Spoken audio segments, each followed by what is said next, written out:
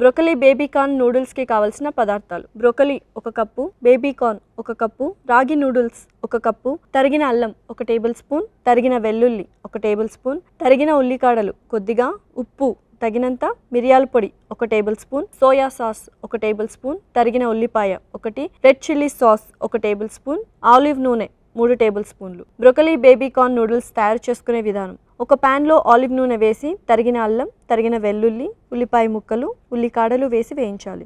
దీనిలో ఉడికించిన baby corn, ఉడికించిన బ్రోకలీ, ఉప్పు, మిరియాల పొడి, soya sauce, red chilli sauce వేసి వేగనివ్వాలి. తర్వాత ఉడికించిన రాగి నూడిల్స్ వేసి మరి కాస్త వేగనివ్వాలి. ఆపై సర్వింగ్ బౌల్లోకి తీసుకొని సర్వ్ చేసుకుంటే tasty broccoli baby corn noodles ready.